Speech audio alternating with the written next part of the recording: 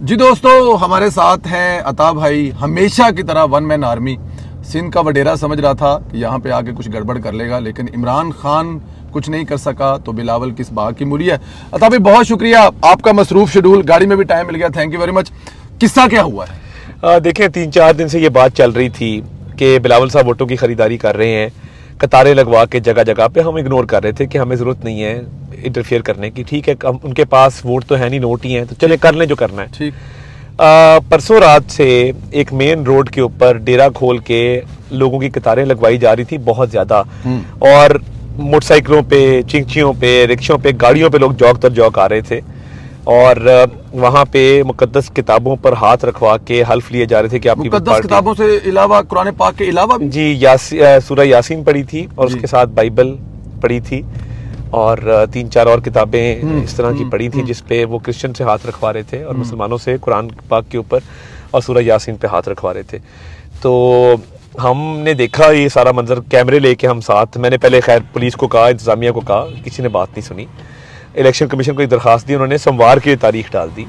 तो मैं फिर मीडिया के कैमरे लेकर, वो बकायदा पब्लिक आ जा रही थी, ये नहीं था कि गेट बंद था या हम गेट तोड़ के अंदर गए, ओपन था, लोग आ जा रहे थे, आमदरफ्त अवाम नाश की जा रही थी, हम अवाम के साथ ही अंदर गए हैं। तो कतारें लगी हुई है कमरे के अंदर, ये सारी चीजें हमें मिली हैं, जिसमें आईपैड मिले 4, ठीक है, जिसके अंदर वो नोट गिनने वाली मशीन मिली, जिसमें पैसे मिले, वोटर पर्चियां मिली, ID कार्ड की कॉपियां मिली, और ये मुकद्दस किताबें, हम काफी सारा सामान लेके आए, वो वीडियो आपने देख ली होगी वो सारी, और 3 बंदे हमने पकड़े जिनको हम थाने जमा करा के आए हैं। तो ये सारा कुछ अपने शनाख्ती कार्ड के साथ, मतलब वो आइडेंटिफाई हो गए हैं? जी, वो हो गए हैं। एक उसमें इरफान जट नामी आदमी है जो इनका PSF का जनरल सेक्रेटरी है, जरदारी साहब के साथ उसकी तस्वीर है। तो ये देखें, हमें इन्होंने ये गैर कानूनी काम करके हमें नुकसान पहुंचाने की कोशिश की, और देखें जहां पे इंतजामिया नहीं सुन रही वहां पे मैं खुद जाके इनको रोका है और इनके बंदे पकड़े हैं और पुलिस के हवाले किए हैं। ये इलेक्शन एक्ट की खिलाफ वर्जी है, आइन की खिलाफ वर्जी है। ये खरीदारी चल नहीं सकती कि आपने जो है वो हजारों लोगों की लाइनें रोज आप लगवा रहे हैं। एक हद तक की हम बर्दाश्त करेंगे। इलेक्शन लड़ना है, कन्वेंसिंग करें, गली मोहल्लों में जाएं, लोगों को डोर टू डोर कैंपेन करें, कॉर्नर मीटिंग्स करें, जलसे करें। किसने आपको रोका है? आप ये गैर कानूनी काम करेंगे, इसकी लाहौर में इजाजत नहीं देंगे। लाहौर को नो गो एरिया नहीं बनने देंगे। आपको जहां जहां आप गैर कानूनी काम करेंगे हम आपको रोकेंगे। बिल्कुल ठीक है। ये कुछ दिनों पहले से जब बिलावल साहब लाहौर में थे तो कहा जा रहा था कि कुछ अरब रुपया लेके वो आए हैं इस के लिए, तो ये बात फिर इसमें हकीकत साबित हुई, अरबों के हिसाब से यहाँ पे पैसा बांटा जा रहा है। हमारी एस्टिमेशन के मुताबिक 1.5 से 2 अरब रुपया तकरीबन जो है वो बांटा गया है, और वो इनका बजट है। तो हम तो यहाँ पे नोटों वाले नहीं, हम तो वोटों वाले हैं। तो हम तो इंशाल्लाह ताला इसका पूरा मुकाबला करेंगे और ये काम नहीं करने देंगे लाहौर के अंदर। बिल्कुल ठीक है। इलेक्शन की वैसे सूरत हाल के आपके अल्लाह का बड़ा फजल है। ये कहा जा रहा है कि लाहौर का एक तगड़ा मुकाबला, यहाँ पे तगड़ा मुकाबला है या वन वे है? नहीं, ये अल्लाह का फजल है। मैं हर गली कूचे, हर बाजार में, थड़ों पे, दुकानों में, मोहल्लों में, बैठकों में जा रहा हूँ, डोर टू डोर कैंपेन कर रहा हूँ, जलसे कर रहा हूँ। हमारी इतनी इफेक्टिव कैंपेन हुई है, 19 20 घंटे हमें फील्ड में और कोई नजर नहीं आया। बिलावल साहब लाहौर आई 3-4 दफा जी, उन्होंने कैंपेन क्या चलानी है, गलियों में फिरते हैं। एक दफा गली में गए कालीन बिछा के, तो बिलावल साहब का सारा तकिया उनके पैसे के ऊपर है।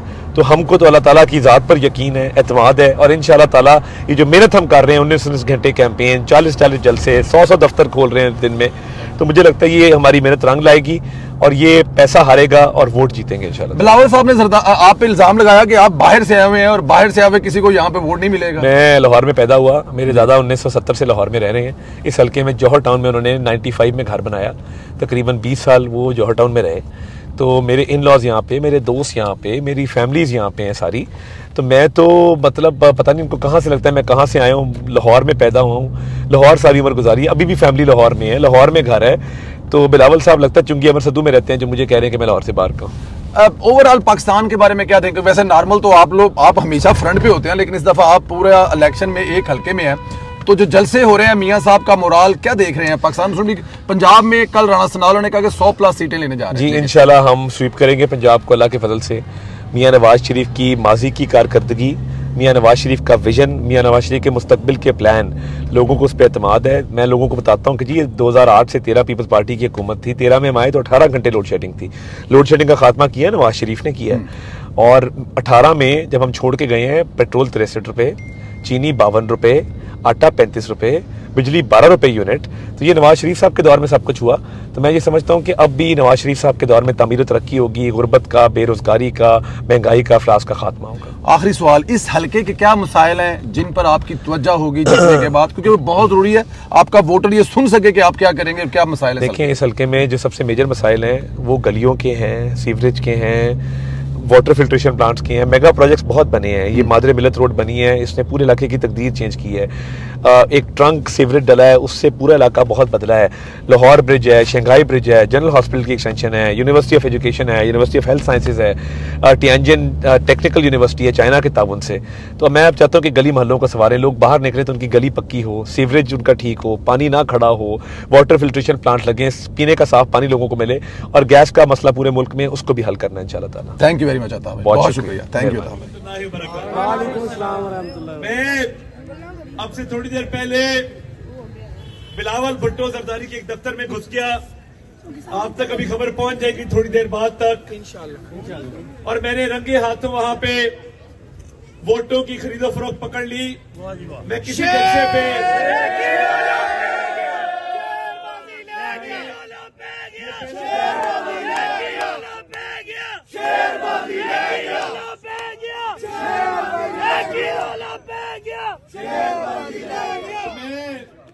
पिछले 4-5 जलसों में नहीं जा सका, क्योंकि जो चीजें बरामद की थी और जो बंदे पकड़े थे उनको अपनी गाड़ी में डाल के कोट लखपत थाने छोड़ के आया। तो वहां पे जो घिनौना कारोबार किया जा रहा था उसमें मुकद्दस किताबें, सूरह यासीन और बाइबल और ये 8-10 किताबें मैंने वहां से बरामद की हैं। और इन किताबों के साथ नोट गिनने वाली मशीन पड़ी थी, उसके साथ 4-5 आईपैड पड़े थे जिनसे वोटर पर्चियां निकाली जा रही थी, और 2-2.5 हजार बंदा कतारों में लगा था। मैंने इंतजामिया को कहा और पुलिस को भी कहा कि जहां जहां ये नजर आएगा मैं जलसों में कहता हूं मैं अपने हाथ से रोकूंगा। तो आज अपनी बात मैंने सच साबित की। आज मैंने घुस के इनको मारा है, जाके इनको हाथों से रोक के आया हूं।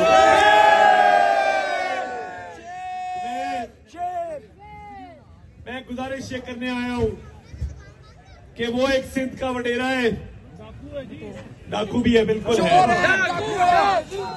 तो वो सिंध का वडेरा हमारे सामने खड़ा हो गया आके, और उसके पास पैसे के अलावा और कुछ नहीं है देने को। सिंध की तबाही उतार के, सिंध को बर्बाद करके लाहौर का रुख किया है। लाहौर वाले तो बड़े गैरतमंद हैं, लाहौर वाले बड़े गयूर हैं। ये जमीन खरीदना चाहता है। 8 फरवरी को इंशाअल्लाह ताला इसको खुद कराची छोड़ के आएंगे।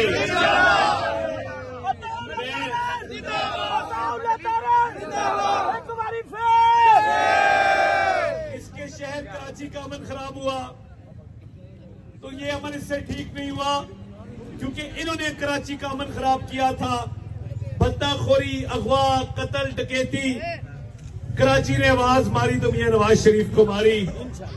कराची ने मेरे कायद को आवाज दी और मेरे कायद ने उस आवाज पर लब्बैक कहा और कराची का अमन बहाल करके दिखाया। ये इस काबिल होते तो ये खुद कराची का अमन बहाल कर लेते। जब लोड शेडिंग हुई 2013 में हम आए, उससे पहले लोड शेडिंग थी, 18 घंटे लोड शेडिंग।